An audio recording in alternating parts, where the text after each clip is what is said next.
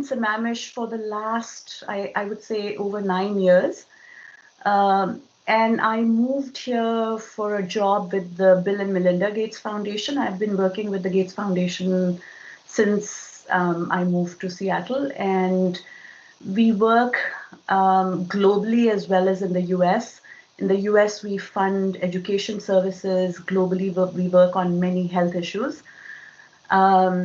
So as a result of the work with the foundation, I've engaged with many communities in the US as well as globally. And prior to joining the Gates Foundation, I was with another foundation in the Midwest, and they work on improving higher education services in the US.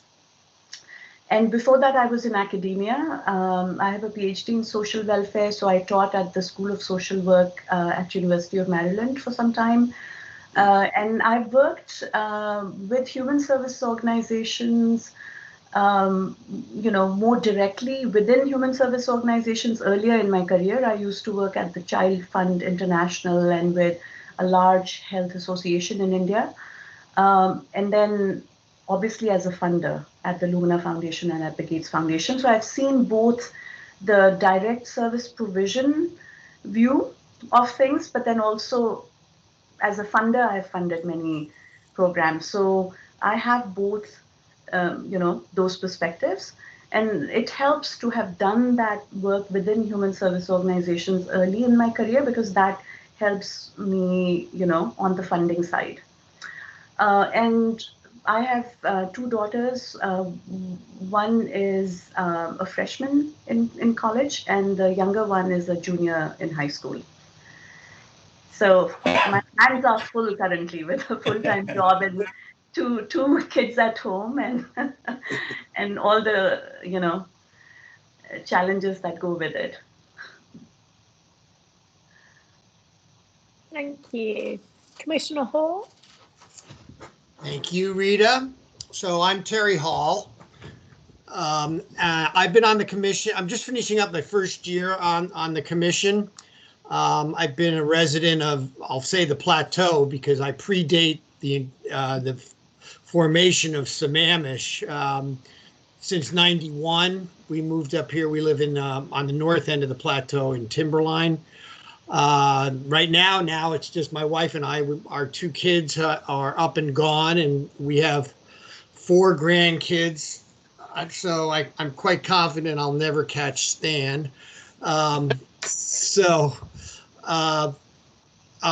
My day job is I'm a lawyer in Seattle. I have a civil litigation practice, a fair amount of insurance defense work. I am trying to cut back and become semi-retired, and that effort is failing miserably right now, but it's still a work in progress.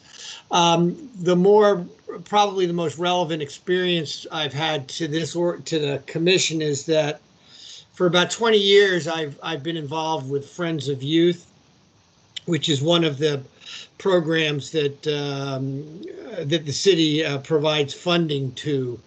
I was initially a board member, and then I became board chair, and I'm still involved on the foundation chair. So the foundation, Friends of Youth Foundation board, and I'm a member of that board.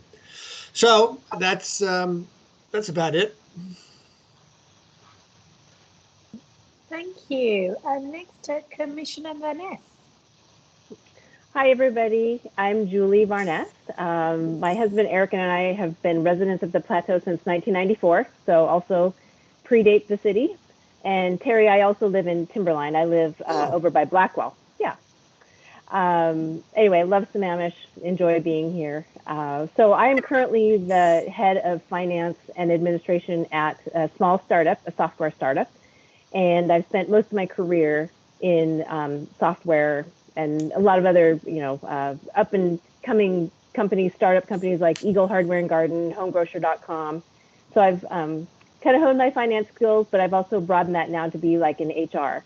And so what I'm hoping to do is, bring my business experience to to the commission and help there too. I do, though, enjoy volunteering in the community, and I've been on the board at Youth Eastside Services. I've also served as the treasurer there. And then as my kids were growing up, I served on the PTSA boards and, you know, the athletic booster club boards. And then most recently, I've been volunteering at the Issaquah Food and Clothing Bank during COVID when they had a lot of volunteers who couldn't come in, and just, you know, helping them get ready for the distribution. And that was really actually very rewarding last year. So we have 2 kids, one's out of college, one's about out of college. So I'm pretty happy about that. And let's see, my free time, I like to ski, be active, love the outdoors. That's me. Thank you. And finally, but not least, Commissioner Banak. Hi, I'm Rich Banak. I've been up here at the plateau since about 2001. I'm not unsimilar to Stan. I retired from the Air Force, active in reserve after 22 years. Right now, my day job is I do cybersecurity for a tech firm, mostly trying to keep the government data from ending up in bad guys' hands. So I have 2 children. Well, 2 adults. One's my oldest is now working for Microsoft, and my youngest is in his junior year of college. So doing that. In my spare time, I'm a hypnotherapist. So, and I know Rita, we've talked about this, and this was actually one of the things that sort of brought me into the whole human services. Originally, I came from a very techie background where, you know, it was a very binary, machine-oriented, and then working with, you know, mental health is a very different way, and it helped me realize how much of our society's problems is tied to mental health and how much we're underinvesting in it. So this is an area I'm very, very passionate about. Like I said, is hypnotherapy and just helping people and recognizing that. I have a master's degree in criminal justice, and that's also given me a lot of insight into, you know, how much of our problems really are tied to our mental health. In addition, I'm a private investigator, and I teach at the ENSO Center. It's a local martial arts school. So we just actually had a bunch of kids, you know, up to high school age, test for their black belt in a COVID environment. So that was very challenging, trying to help them get to there.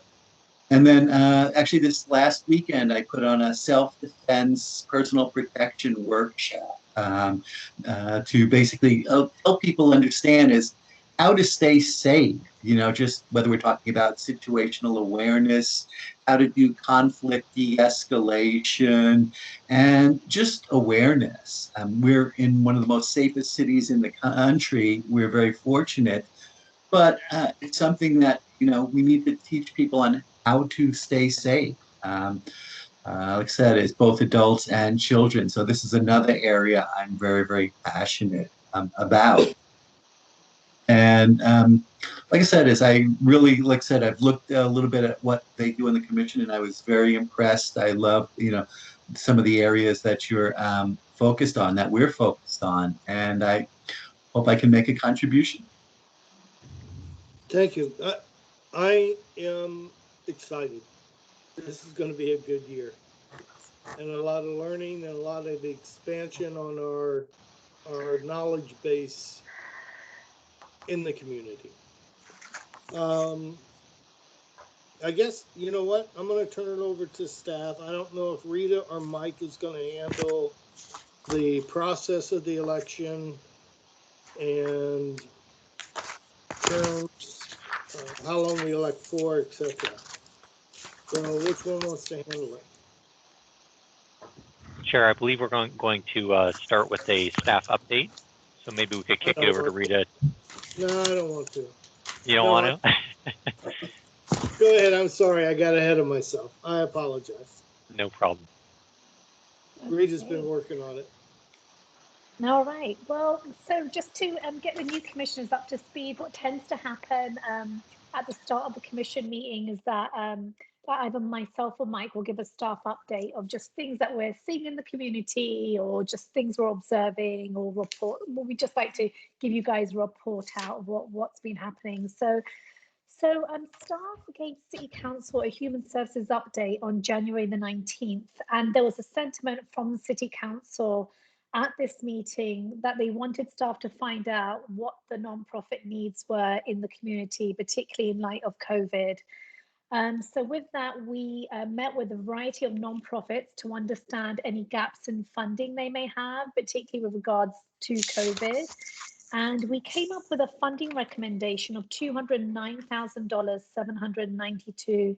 Wait, $209,792. I can't. It's too late in the. I don't know. Anyway, I can't say. So anyway, so we made a staff recommendation of that amount, $209,792, and this is across 14 organisations. And primarily, these organisations are focused on serving Sammamish residents, not exclusively.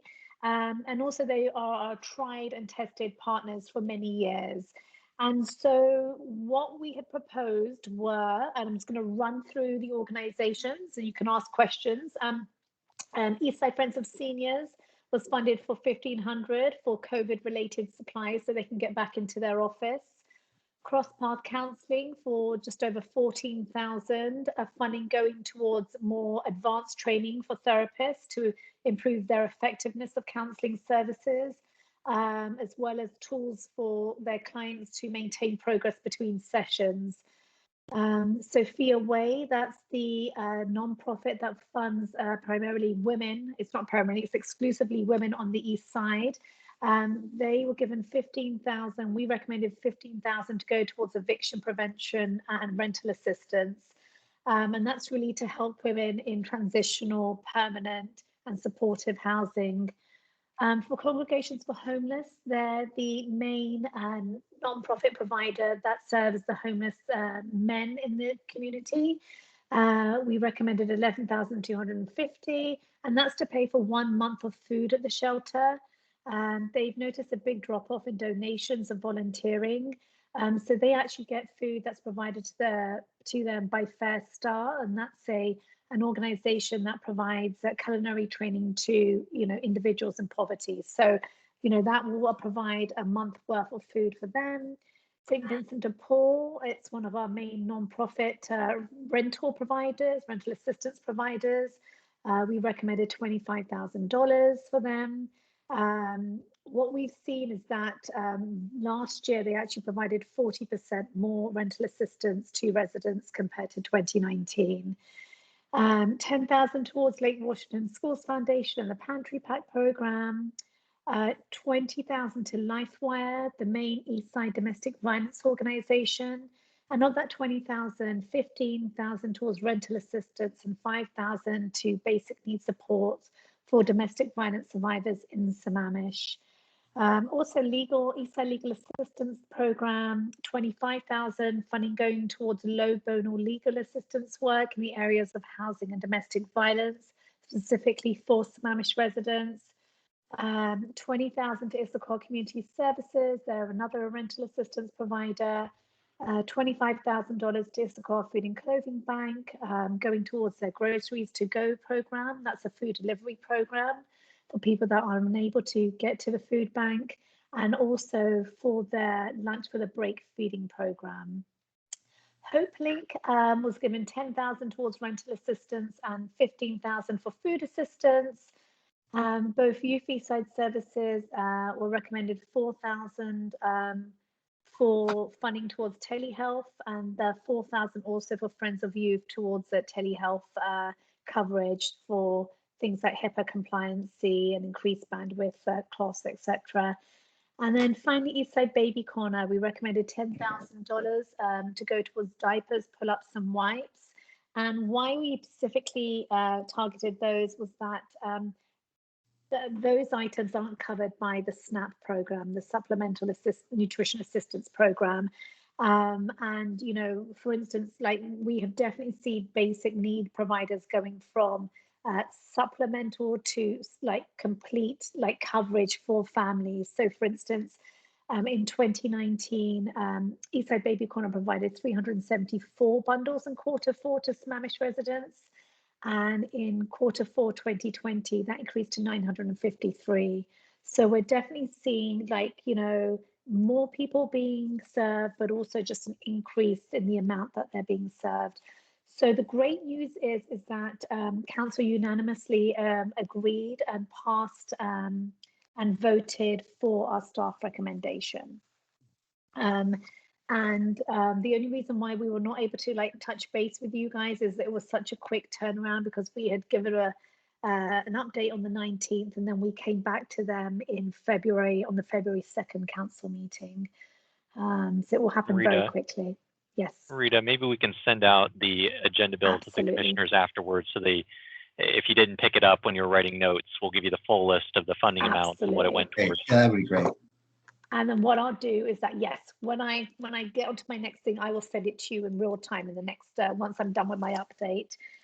Also, what we're seeing is that we're getting a high number of calls and emails regarding the COVID vaccine, particularly amongst the senior community. At this time, Eastside Fire and Rescue has very limited number of vaccines, and those are given to them every week by King County Public Health. And they are only allowed to give it to residents and caregivers in adult family homes. So currently, as of today, every single adult family home has had at least one vaccine in Sammamish. However, we're still getting a lot of calls coming in for seniors wanting to be vaccinated. And that is it. So I'm happy to answer any questions you may have. I have two. The funding that went into place, that was part of COVID funding, the source of the money? That came from the general fund, because the CARES money actually went to Eastside Fire and Rescue, and council had allocated, well, not allocated, but they wanted to see what the need was. So that came from the general fund. Okay. Essentially, if I could just add on to that, I think we've spoken about this before. Essentially, the CARES Act money contributed towards budget savings on our public safety contract. So we're using those budget savings now to pay for these, you know, grant programs. So in a way, it's made possible by the CARES Act funding, but it's not federal money directly. It's budget savings in the city's general fund. So just a technical clarification there. Thank you.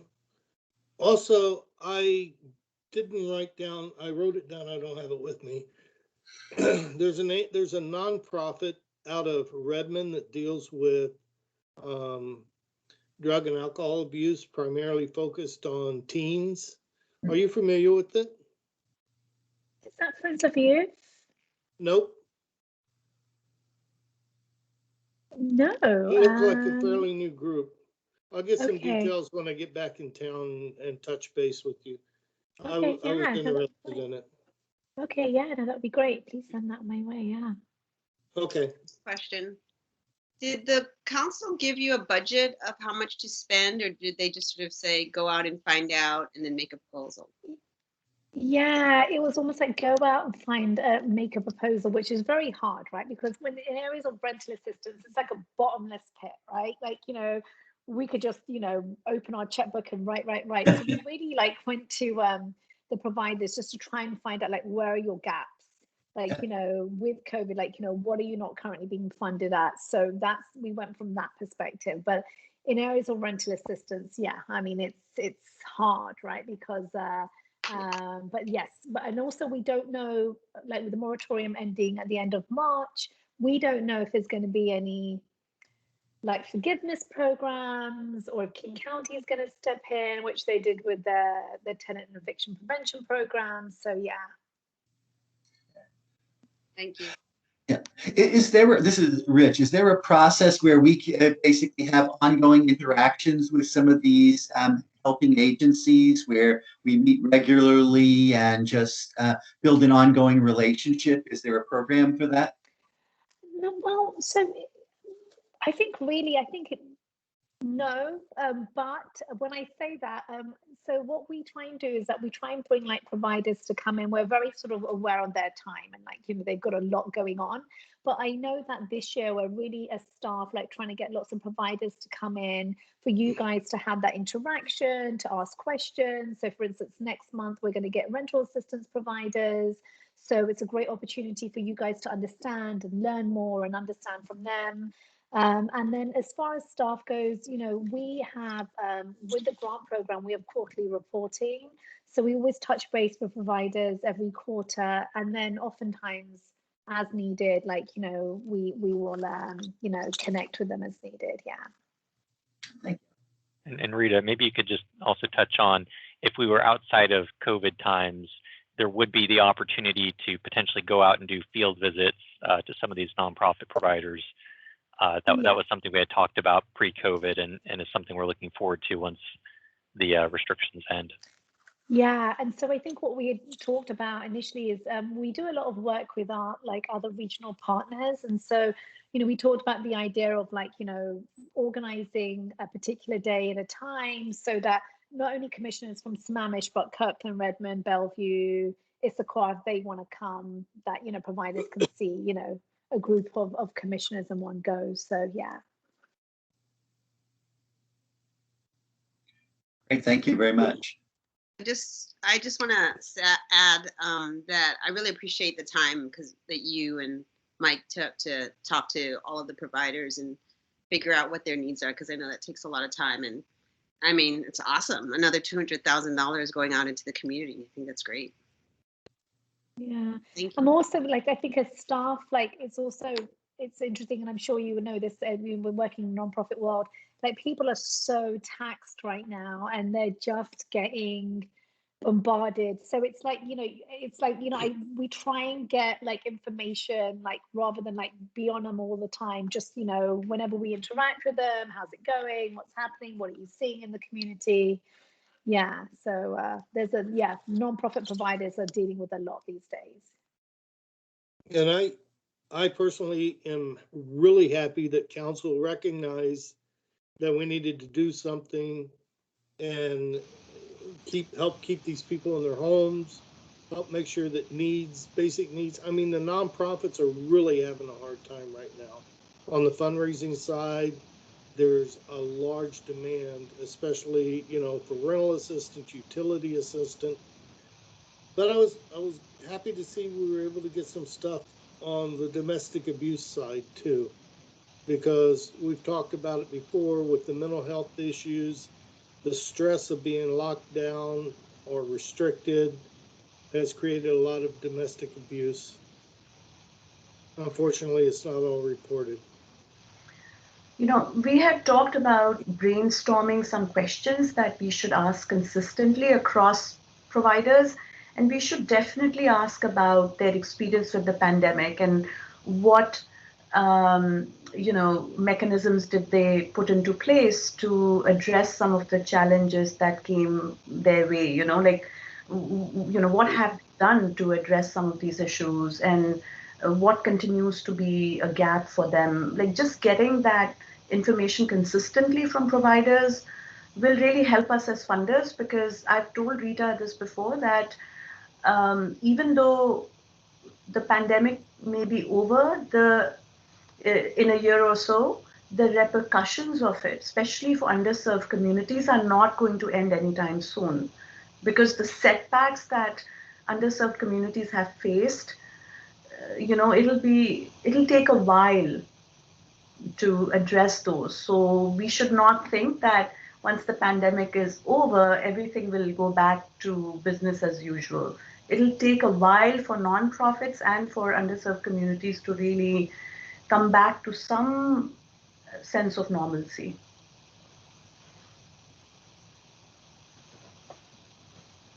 When you take a look at how our grants that we were looking at last spring and in the summertime, where we had the 70 organizations providing 2019 actuals and 2021 anticipated counts of Sammamish residents, and knowing that 2020 wasn't a number that they provided, and we know what their overwhelming needs were this year. We're thankful for the City Council's funding. And Commissioner Bottenberg, just following on from what you're saying, knowing that like 2020 was an extraordinary year and many of the nonprofits are already written their grants or were just like in the middle of everything. So we're reaching out to each of the agencies that we have funded to really work with them regards their scope of work, because we know the landscape's changed and, you know, and so, yeah, so we're really trying to make sure that they're taken care of and just we're working with them on that. Yeah, just the realization that, you know, when we were reviewing the grants last year, we had no idea how long this pandemic was going to last and how bad it was going to be and the total effect it was going to have. And I agree, Nishina, this is going to go on long after everybody gets immunizations. We're going to have a new normal. I really see it happen. I don't think anything will ever go back to the way it was. Some things will, but I mean, even within families, just interaction between families, the stress levels, we got to make sure that the counseling, the mental health side is there to help be able to deal with that side of things. Sorry, I'll get off my soapbox. Is there anything else from staff? Okay, now we'll get into elections.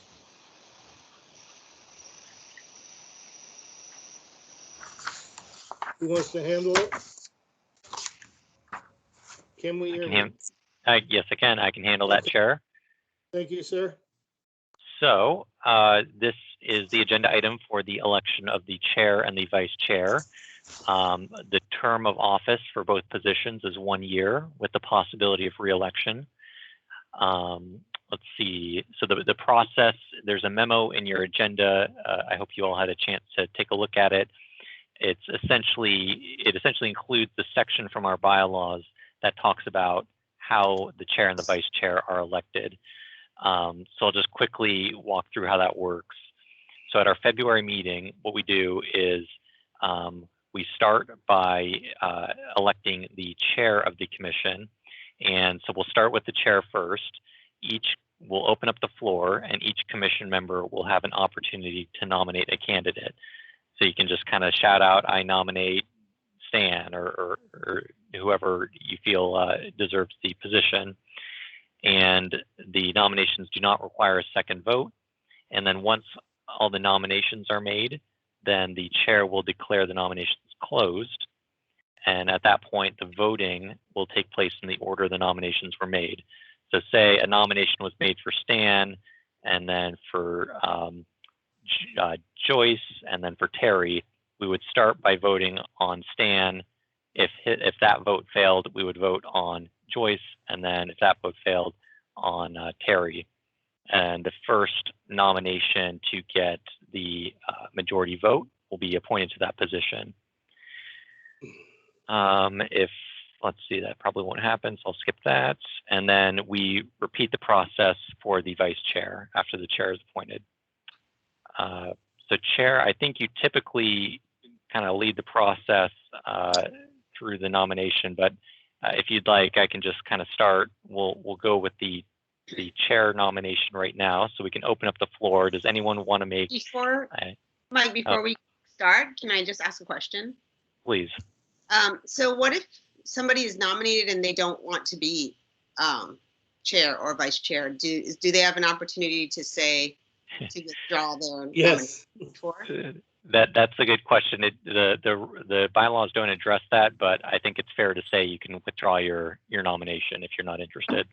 Okay. Under Robert's rules, you have the right to decline the nomination. So you do that before you ask you want to ask the candidate before we take a vote. It will be prior to the vote. So we open for nominations for chair. Are there any nominations for chair? I have a nomination. I would like to nominate Joyce. for chair.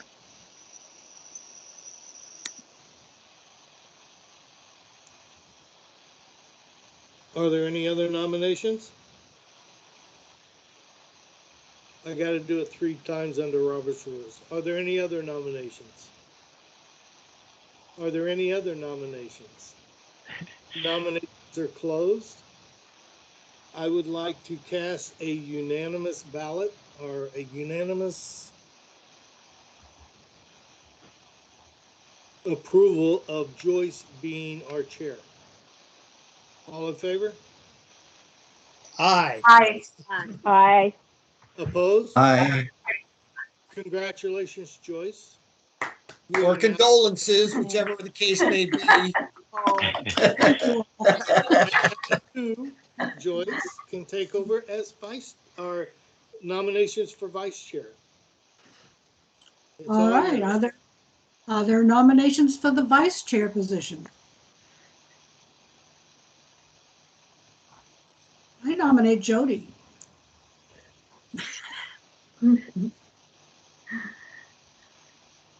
Look at her cover face. Are there other nominations? You can self-nominate people, come on. Yeah.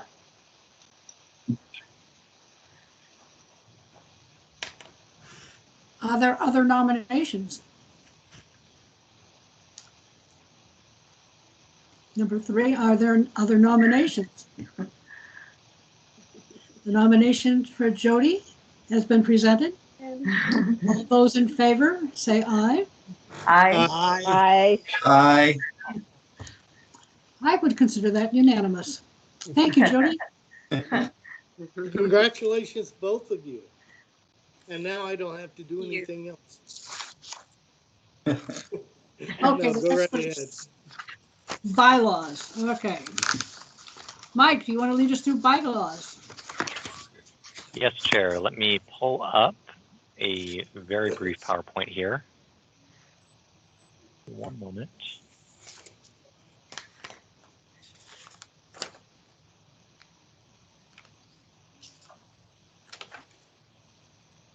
See, hide presenter view. Okay. So this is something that we do each year is review and update our bylaws. The bylaws were included in the packet this evening, so hopefully you had a chance to take a look at those. Basically what the bylaws are the formal rules that govern the conduct of commissions. And it just establishes a common understanding among the commissioners about the process of your work and ensures that the meetings run smoothly and follow a generally accepted format. And, you know, we're not special in that we have bylaws. This is something that all commissions adopt each year. And some of the major topics, as you may have seen, include procedures for how we conduct meetings, the duties and responsibilities of commission members, how officers are appointed, which we just did, and order of business, requirements around attendance, things like that. I do have the bylaws available if you'd like to pull them up and look through any sections in particular, if there are any questions or discussion. Basically tonight we are looking for any feedback on necessary revisions, and any sections that do get revised should be voted on by the commission, and then we can bring the updated bylaws back in March for further review and adoption. I will say if there are no further changes tonight and we're comfortable moving forward, we can adopt them tonight. We don't need to wait until March. And with that, I will turn it back over to the chair. Everybody having read and memorized these, do you have any thoughts as to changes that we should make in any of these articles? Wide open here.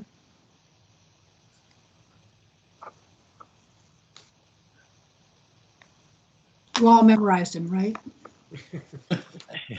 We saw them last year, the year before. Well, we've been operating under these bylaws for some time. Is that correct? Yes. They seem to work, have worked well for us.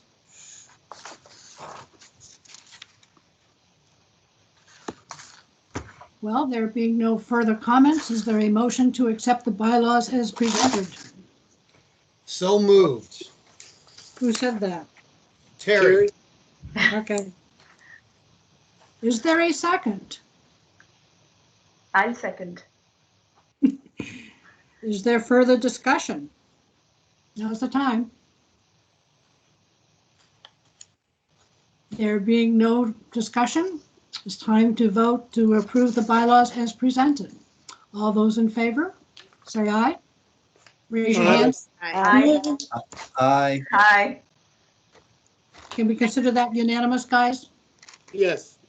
Okay. Mike, is that okay? That works great. Okay. Then we skip to 5 that becomes 4 and talk about the overview of human service needs assessment. Whatever does that Hi, mean? Chair. Chair, I'm just going to give a very brief, broad overview of the needs assessment, just Thank to bring everyone up to speed. So I think Mike is going to bring that up. Thank you, Mike. Okay, so the needs assessment, this is a very, very high level overview that I'm going to be talking about today. So the needs assessment was actually started in 2017. And the reason we wanted a needs assessment is to understand the needs of the community, understand service gaps and any resources that are currently available to residents. So really understand the human services landscape, because prior to this, we had no idea as to what was happening with regards to human services in Sammamish.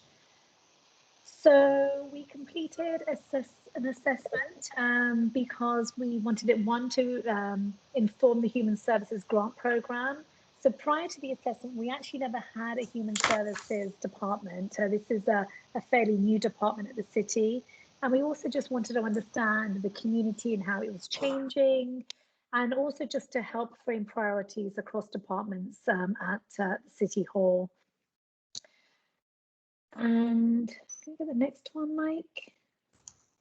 Okay, you know what? I've just realized I can't see it because I'm looking at my phone, so I'm going to bring it up on my laptop here. I beg your pardon. Just hold on, folks. Okay. I beg your pardon. Okay, my complete. Okay, needs assessment profile. Okay. So we had a needs assessment development because we wanted to know about the community today and understand what services were being offered, what nonprofits were in the area, and also just to understand the needs in the community and any potential actions that can be taken once we had the assessment done. So we looked at a wide range of data collection sources. We worked with a consulting company called Burt Consulting, and we worked with things such as the American Community Survey, the Washington Healthy Youth Survey, and also connected with our peer jurisdictions. So as far as outreach and engagement, we had an incredible group of 7 individuals called the Human Services Task Force, and they helped with outreach to identify the needs in the community. And we currently have 1 original member of the task force here, and that's our chair, Bottenberg. And I know that they worked very hard to try and do a lot of outreach in the community. They were at the farmers market. They encourage people to sort of go online and give some responses. And the city also conducted focus group interviews, as well as with different organizations that currently serve the community. So our key findings, and bear in mind, this is very, very high level because the actual assessment is like over 120 pages. But if we were going to take some key findings, one of the major ones was 25% of Sammamish households were spending 30% or more of their income on housing costs. We know that this is in 2015, so I'm sure that's changed since then. So obviously this impacts families in areas of making trade-offs in such areas as healthcare, food, etc. So that's obviously a very significant stressor in the community. The second the second need we felt was transportation.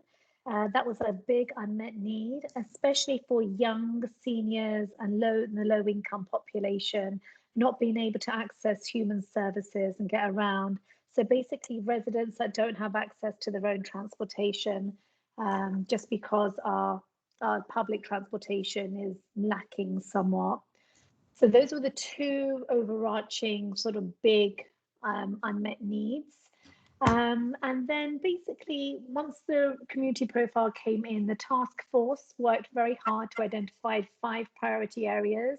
And these are in no particular order, but there was mental wellness, basic needs, cultural inclusion, seniors, and domestic violence. Again, this is not professing to capture all the needs in Sammamish, but these were definitely the ones that rose to the top. And so these are also the 5 areas that the Commission uses to assess the grant applications as well. So one of the priority areas we saw was mental wellness. So in adults, 8% of adults experience 14 or more bad mental health days in the past 30 days. And I'm sure that that has changed significantly in 2020, I'm sure. And then amongst teens, what we saw was, and this was particularly kind of stark for teens, that by the time students in Sammamish reached 12th grade, 21% of students had considered suicide. And, you know, statistics aside, that equates to 200 students, like 200 kids that actually considered suicide. So that's a very jarring statistic for sure. And, you know, we also found that, like, you know, 23% of 12th graders had 5 or more drinks in a row in the last, 2 weeks. And we know that Sammamish youth face a lot of stress. You know, this is a high, functioning, highly affluent community, and just trying to fit in and succeed. And I think the quote that really stayed with me personally, you know, we can talk about stats all we want, but when a teen said, "I feel more like a resume than a person," I think that really kind of captures the angst and the, what teens are facing now in Sammamish. So basic needs. So we had a 3% of residents, which equates to 1,500 residents at or below the federal poverty level. And this obviously has impacts in areas such as housing, food, and childcare. Moving on to cultural inclusion, increasingly diverse community in Sammamish that a lot of people from around the world have chosen to call home. We have over 7.2% of residents speaking English less than very well. And with an increasingly diverse community, we also have like kids growing up in a bicultural background, having one foot in their home, immigrant community, and then one foot in the American dominant culture at school. So sometimes that will lead to some sort of friction and angst sometimes. And also we found that with language barriers and just cultural barriers, immigrant communities are sometimes less likely to access resources available to them. And then finally, domestic violence was our last priority area. And as we see, it wasn't seniors, I beg your pardon, so seniors. So seniors over 65%, over the ages of 65, 13% of the population is over the age of 65 in Sammamish, and that equates to 8,500 individuals. So obviously there are unique challenges there. 40% of people over the age of 75 have a disability. And we're also hearing the need for seniors to age in place and have services and transportation, etc. And then finally, domestic violence. We know that this is an equal opportunities offender impacting people from all incomes and backgrounds in Sammamish. And what we found, speaking to providers and from the assessment, just the lack of affordable housing makes it difficult for those experiencing domestic violence to actually leave abusive relationships. And then we've also found that, women from immigrant communities also feel additional isolation, just not knowing who to connect to outside of the family, or may not feel comfortable going outside of the cultural community. So we know that that's an added burden on domestic violence survivors there. So that is just a very, very high level overview, you know, just to refresh everyone on the priority areas. And as I say, it's 120 pages, so that doesn't profess to capture everything. So there we are. So how do we update our needs assessment? Can we afford another work study?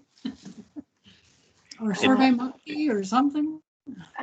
We didn't budget for an update to the needs assessment in the biennial budget, but we have, you'll see on the upcoming agenda topic, which is to talk about the commission calendar. We have scheduled some time at the meeting next month to talk about the needs assessment, because what we heard from a number of commissioners in response to the request for priorities and kind of what they wanted to consider in 2021 was they wanted to look at this needs assessment. So I think we'll have maybe a little bit more thorough discussion there about, you know, what went into the needs assessment and what might need to be updated or looked at going forward. So we're planning for that next month. Good. Are there any questions to Rita or Mike on this? Okay, then the next agenda item does move to the calendar. All right, let me pull up the updated calendar that we sent out this afternoon. Let's see, where is it? I'm sorry, I couldn't unmute fast enough. Rita, is there a way that you can post that PowerPoint? Of course, I'm very happy to. I will send that to you right now along with the agenda bill I'm sending. So, that would be great. Thank you. Sure. Thank you. Okay. So I have a next month, question. Go ahead. Can I, my mic was shut off, I'm sorry. Do the new commissioners get a copy of the needs assessment? Yes, they've been sent that. Yeah. Excellent, thank you very much. Yeah. Sorry, Chair. okay, looking at the calendar ahead. I'm, yeah, sorry, just having a little bit of trouble pulling it up. My computer's acting a little slow this evening, but I got it. So let me share my screen. Okay. So Rita and I are going to kind of tag team this to talk about the updates that we made to the, oh, there's the 2021 long-term agenda calendar. And again, this is very tentative at this point. It's just to put some things down so we know what we can tentatively expect going forward. So we are past, or we're in the February meeting right now, so we don't need to discuss up until that point.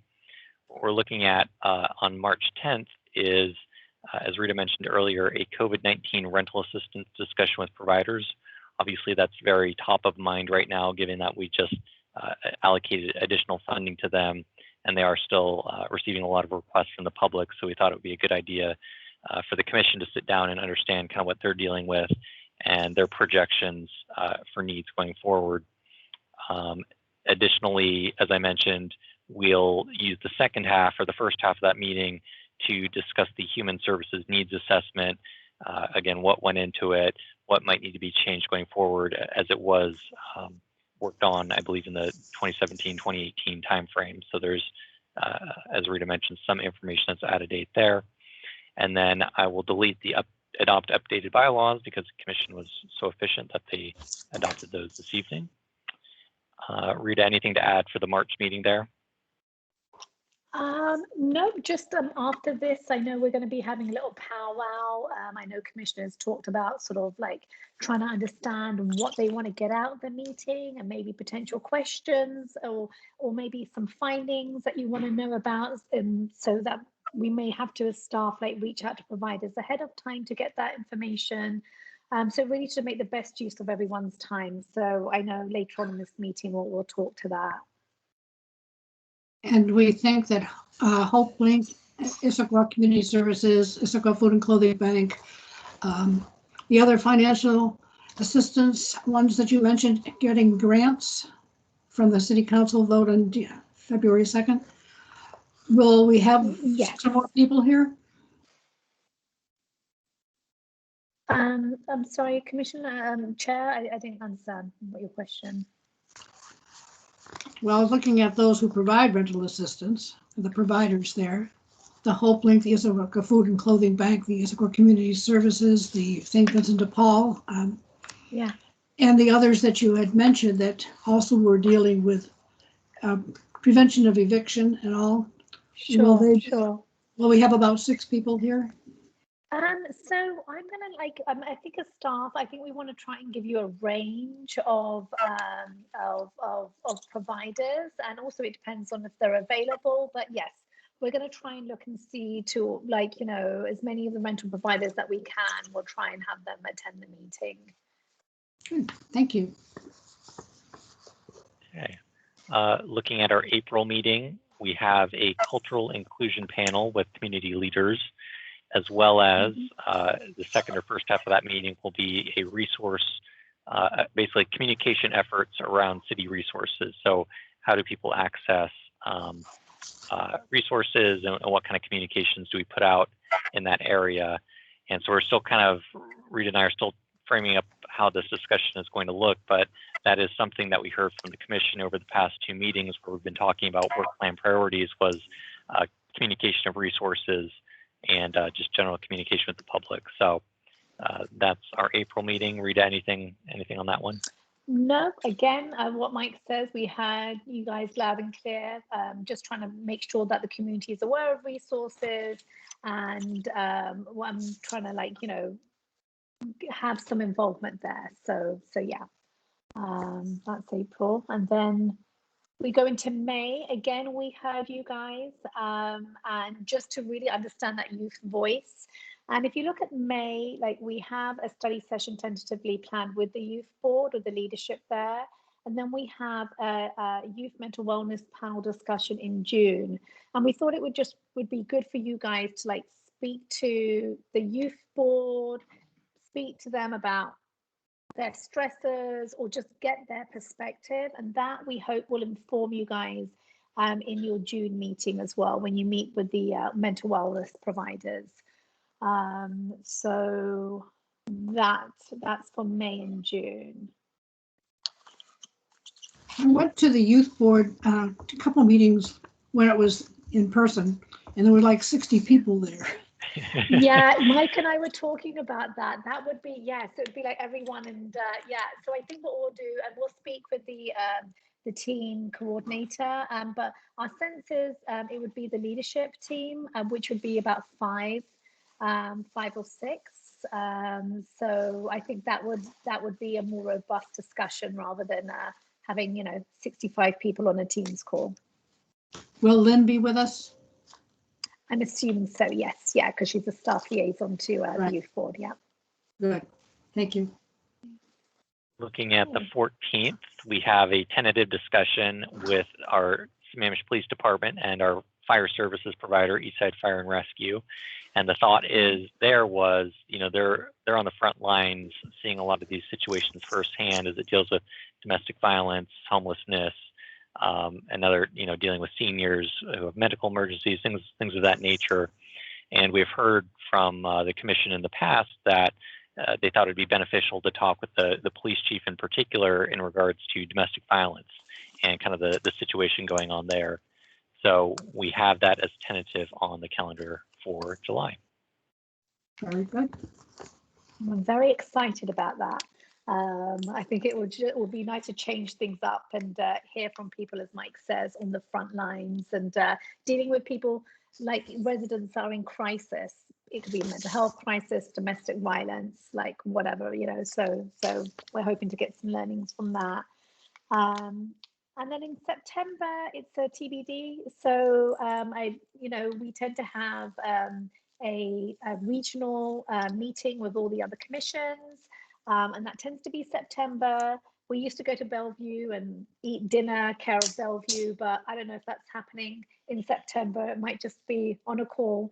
So we don't know the topic there, but we will keep you guys up to date on that. And then October, we have a panel discussion related to senior needs. And then we'll also talk about second quarter grant reporting. We'll just give you some feedback there. November, domestic violence discussion with providers. And then December, we thought that it would be like, as Commissioner Amir talked about, like, trying to really understand the pandemic and how it's impacted providers and what they're seeing.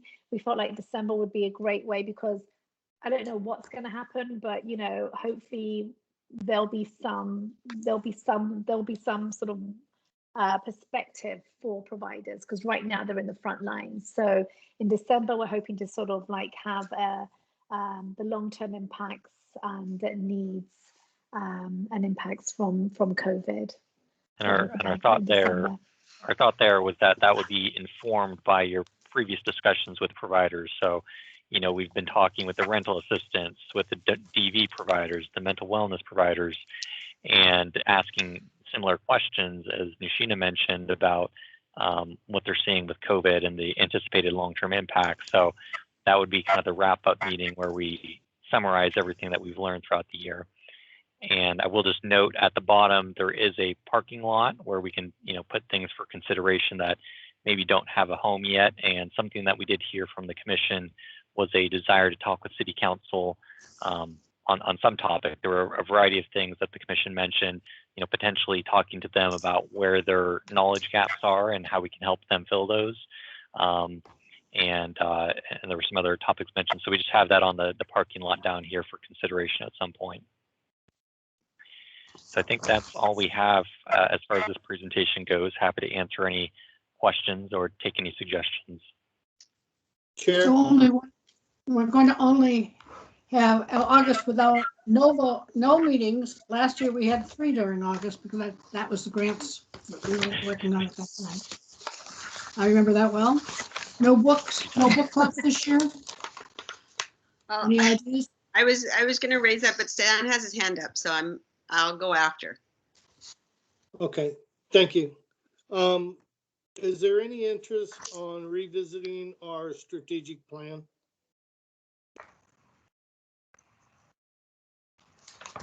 I think that's part of one of those months.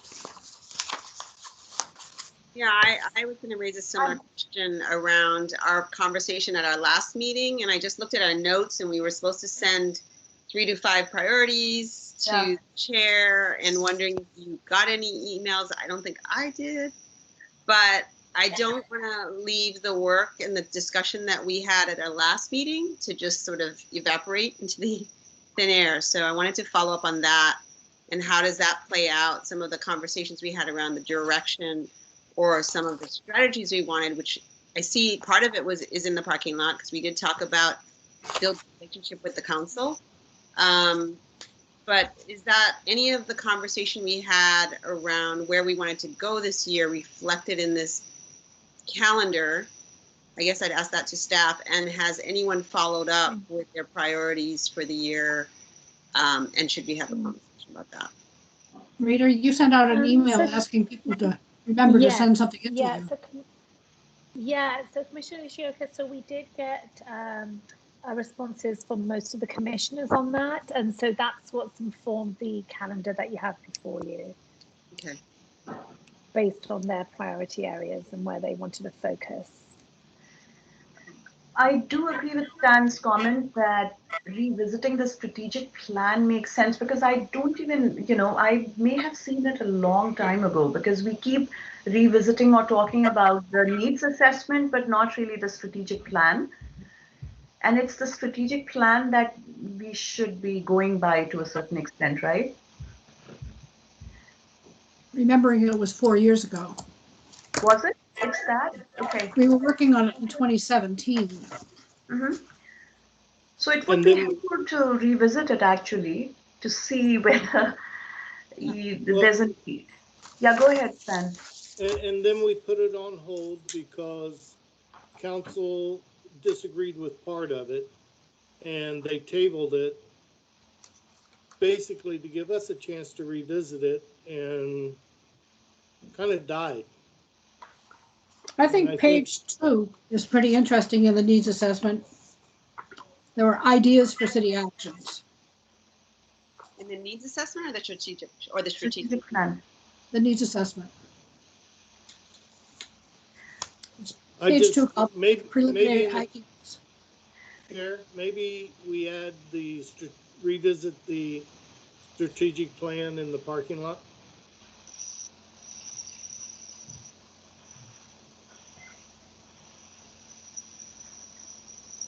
Stan, do you remember what were some of the concerns the council had with parts of the plan? Part of it, it appeared that we were requesting or talking about employees and hiring employees and how many employees were needed. And that's not our position. That's the city manager's job. And that was part of the issue. Okay.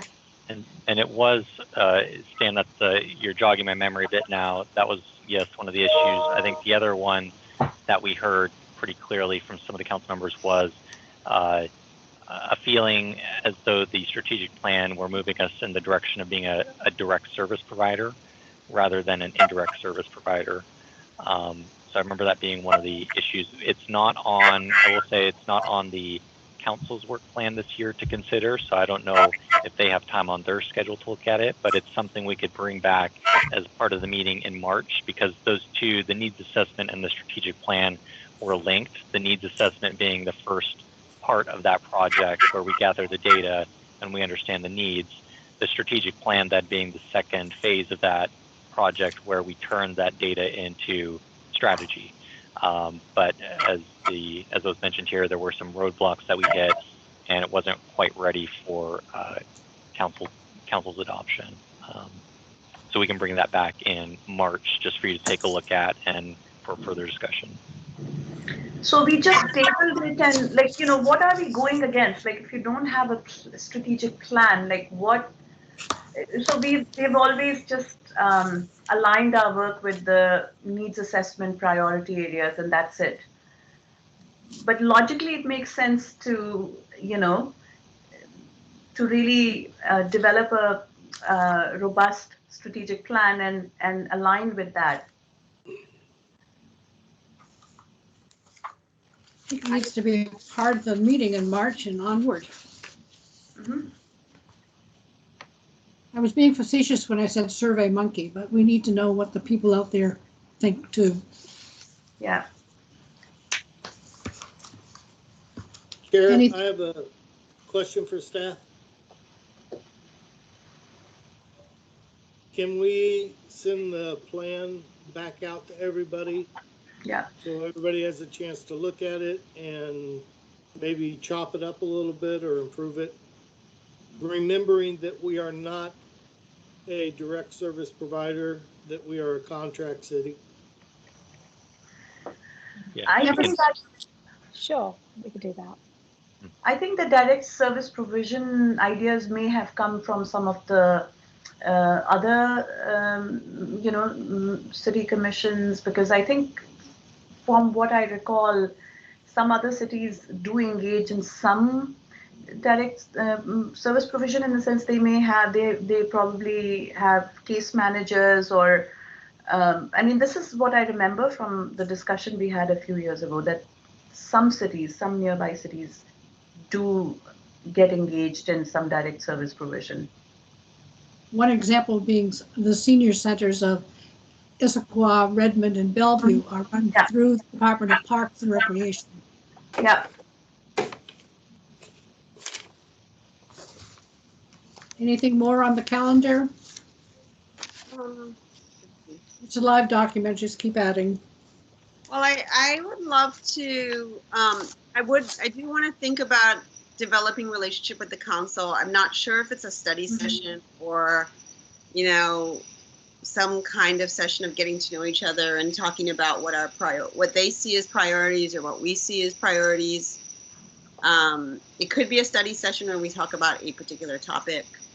I would love to see some work. Just like I don't feel like our whole calendar needs to be revolved around equity, race equity, or equity in general. But, we went pretty deep with our book club, which I think was book study of white fragility, which I'm really proud of us, everyone who participated. But I feel like it's the kind of thing that it's not a one, you check your box and you're done. It's an ongoing process, and it's a commitment. So I would like to see something where we would at least, I don't know, I'm not sure what it would look like, and I don't feel like I'm the one who would need to decide. I think we can decide this as a group, but some work around equity just to keep us moving, keep it in our minds as we continue, so we don't lose what we've gained already. Yeah.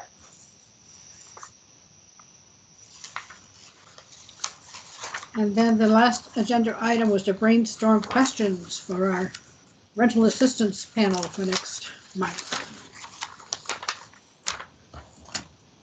Who wants to lead that? Rita, maybe you can just start by providing an overview of what we've been doing with our rental assistance providers to date, like who the main players are, who we might expect to see, Sure. and kind of where the discussion might lead. Yeah. So in Sammamish, we have our major rental assistance provider. We have lots, but the main one that we've given the most city dollars to is St. Vincent de Paul, because they are exclusively only work within Sammamish city limits. And so all the money goes directly to Sammamish residents. And we also work with Issaquah Community Services. They're another rental assistance provider, but they only provide rental assistance to the Issaquah School District. So they're only in that area. My understanding, Rita, my understanding from the reports that I get from the Issaquah Community Services that they really track the funds to 98075 and 98029 that come from Sammamish. Yes, they do. Yeah, so they really track those two zip codes fall within the Issaquah School District. Also, we have HopeLink, that's a rental assistance provider. And then we have LifeWire, the domestic violence advocacy organization that provides rental assistance to their domestic violence survivors. And we also have, I'm trying to think, so those are the main players when it comes to rental assistance for residents in Sammamish. So we're definitely going to try and have them be at this meeting. Good. So this is. It's going to go. Can you just sort of give me like a 1-minute overview of how rental services work? Sure. So basically, if someone is in need, these rental assistance providers tend to provide assistance in the areas of rental assistance, utility, and food. But predominantly, like most of the money is going to rental assistance and utility assistance. So we would have residents reach out to these rental assistance providers, and each provider has its own system, but they go through various questions, and then they, again, each provider may have a limit as to how much is given to a resident per month or how many times a year they're giving any money. But yes, they're allocated it through each different organization. So every organization has a different process. And the check, the rental assistance funding is sent directly to the landlord. It doesn't go to the individual requesting the money. Exactly. Yep. Are any of these mortgages that are not being paid? No, it's fascinating. It's only exclusively for rental assistance.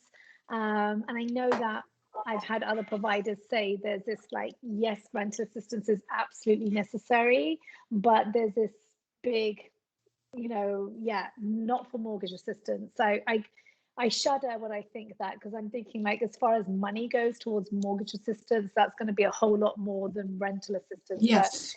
But no providers that I'm aware of that we currently fund provide mortgage assistance. Stan? Yeah, one question I would have for them, since we're brainstorming questions, is with COVID, how are they getting funding? And what kind of difficulty are they? Because there's difficulties with fundraising. I know HopeLink has tried some virtual stuff. I don't know if it's working. How do they get the word out? Do they just go to their regular funding sources? It was just a curiosity for me.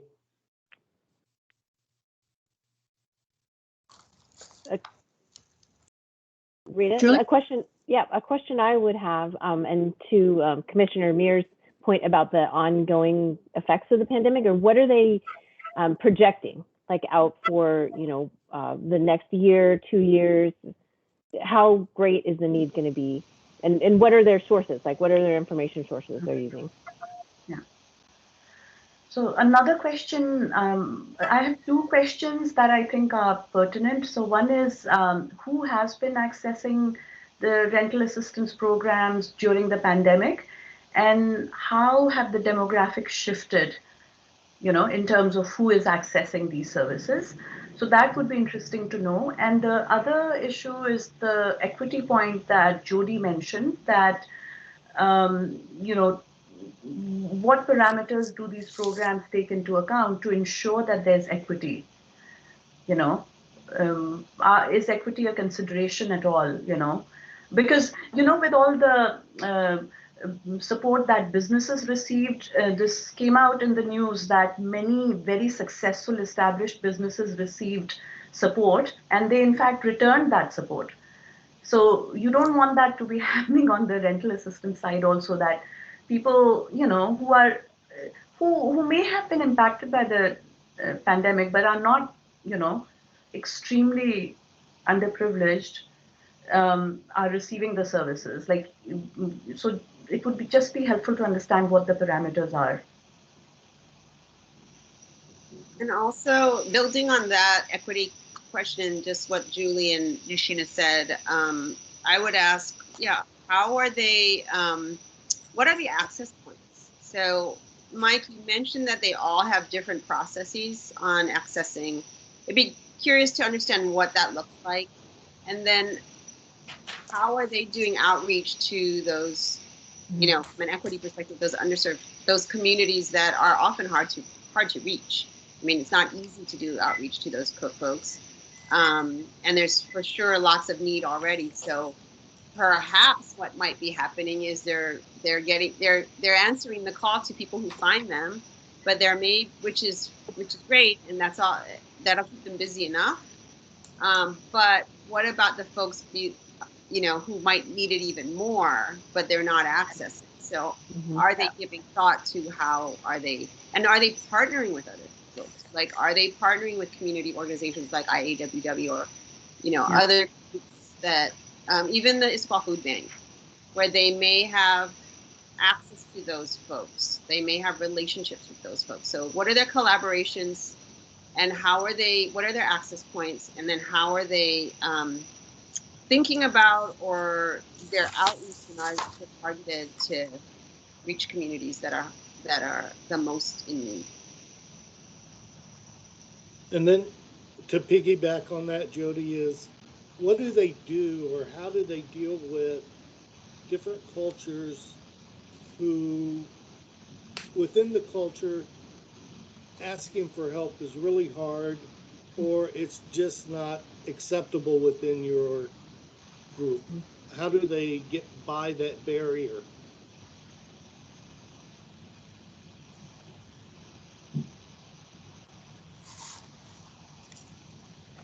Rich, are you still there? Yep, I'm still here. Okay. Rita, Can't you see me? You're frozen. It looks like your video is off. The Muslim Association of Puget Sound and its rent assistance program. Should they be invited to come to this? Yes, and it's funny because we have currently, I believe, they're newly funded. So yes, I know they provide rent assistance, and also yes, so yes, they do, yeah. So and I know IAWW provides rent assistance, but that's not from the city, but I'm sure they'll be able to give a perspective. So yeah, I'll try and make sure, our staff will try and make sure we have a good range of providers. IACS. Yes, Update. the name change, Indian, that's right. Yeah. Indian Association. Okay. I remember when Stan and CJ and I had gone, and you were there, and we went over to one of the commission meetings in Bellevue that was talking about having a similar application process so that people did not have to apply 7 different ways to try to get assistance. Yeah. Mm-hmm. Do we know whatever happened to that? Did that ever become something that we could learn? No, it kind of fizzled. Yeah. Because we had the Salvation Army as Nothing well as came the of others that. that were dealing with it. You know, in my conversations with both Issaquah Food and Clothing Bank and with HopeLink, you know, they can run out of the dollars that can go to help general financial assistance, but they can help the individual have funds by letting them have more food, you know, so that they are being helped on other ways that gives them, you know, benefit of using their cash for something else. Mm-hmm. And I don't know whether that's a rent thing or a mortgage thing or how they use it. Just curious. Anything else, anybody? Yeah, one of the things I'd love to see is what's the demographics? I know each of these different groups help different groups, but an overall compilation of what's the demographics that are most in need? Is this mostly like young single mothers or seniors? Is this, you know, maybe, you know, more older families with, you know, multiple kids? It'd be really good to understand where's the need from a demographic perspective.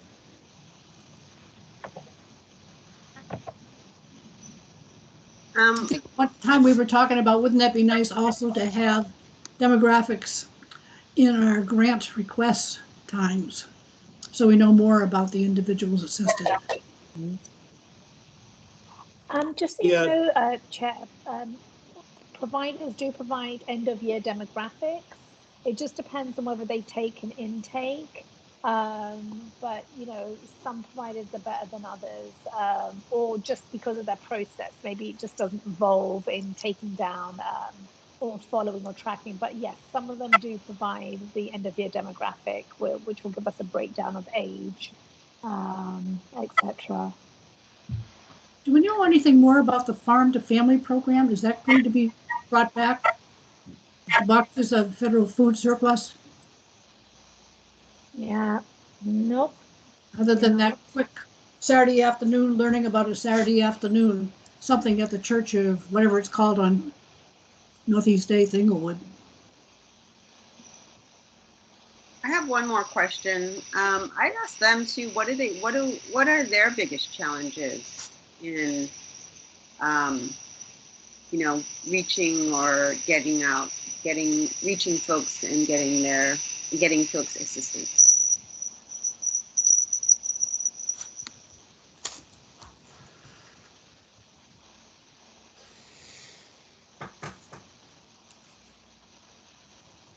Any others?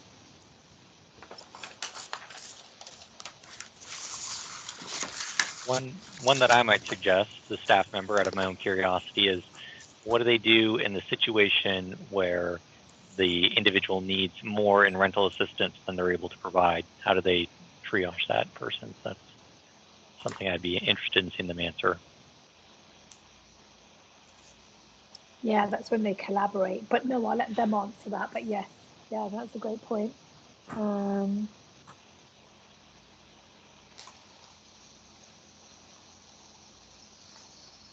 So staff will work with the chair and vice chair just to make sure that like we have an adequate array of providers for you guys for the next meeting.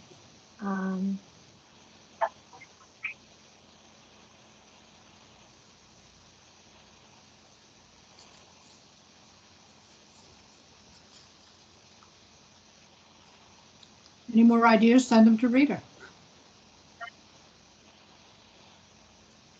And then we added an agenda item about, is there any update from anybody about anything human services that you want to say? Stan? Yeah, I would like to thank everybody for their support to Tom and I in the last year in making things happen for this commission. And I enjoyed it, and I'm still here, and I'm ready to kick some butt this year. Stan, you're still on the organizing team for the seniors. I know, and you know what? Since I have retired officially, Now you call yourself a senior. more. I'll be able to participate more. Julie likes to work with seniors. Yeah, I mean, I was going to say that one of the things I did notice around the city was the signs for the senior center, and I was quite impressed that Sammamish, put that together, that they saw the need and put that together, and I thought that's pretty exciting, and I didn't realize there was that need, but it is very important. Just having relatives who access those services in other cities, it's very important. And for you guys to be able to transition to virtual has been amazing. I get the emails every week, and I'll be participating more. Of course, I got to work on my honeydew list too. So. Yep. Okay. Our speaker next Wednesday, Stan, is Andrew Stevens. He's going to be giving us a COVID vaccine update as well as everything else that's in his department. Cool. Just for Julie and Rich's benefit, they may not know, but Joyce is the person behind the senior center. I mean, she's awesome. many hours. Okay. And her baby and has been thinking about it for a lot of years, planning, and did a lot of the planning. And Tom helped a lot too, which you don't know. Tom also helped, but so that's. We call him the facilitator. He does the questions and answers to the speakers, and he does the intros, and he also proofreads. Anybody who wants to get added to the list, Rita and Stan are already on it, but if anybody else would like to join it, just tell me I'll send it to your home email, if I get your home email. I know a few of you. Add me to it, Joyce. Okay. I mean, I can join when I can, but. And I want to say thank you to Stan for your year of service as chair. Really appreciate your work. Thank you, Stan. Thanks, Stan. Thank you, guys. I appreciate your support. Joyce, I'm correct in saying we really don't have to be a senior to participate? No, any age is fine. We need volunteers at all levels too. Okay. Anybody wants to take on the emails, that would be great. Yeah, because I don't meet the 65 group. No, you don't have. But I am 62 now, as you can tell. In most senior centers, the price break for the lunch is age 50. It's $4 for this group and $6 for that group. So anybody who's under a certain age can come in at a higher price if there is in fact a lunch program, which of course we don't have because we don't have a place to meet, because you've heard it. We will get there again. Yes. Yeah, and is there anything else? Might pay a higher price for lunch. Is he our kid? Well, I think so. Yeah, let's do it. I want Mike to pay more for lunch than me. That's right.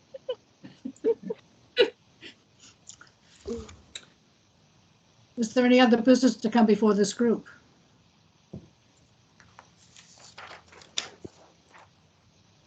Hearing nothing, does anybody want to make a motion for adjournment? I move to adjourn. Is there a second? Second. I'll second. Okay, we don't need to vote on it. It's a go. Okay, the meeting is ended at whatever time it is. Whatever time. Mike, time is it? 8:11. Okay, 8:11. Thanks, We're done. everybody. See you next month. Thank you all. Thank you. Thank Nice you. job, Yeah. Joyce. Questions? Joyce, reach nice out. job Thank as the you. chair. Yes. First meeting. Yes, congratulations, Chair. Thank you for all your work, Suzanne. All right. Take Congratulations. care, everyone. Have a good evening. Yeah. Bye, guys. Thank you. Bye. Thank you, Mike. Thank you, Rita. Thanks, Rich.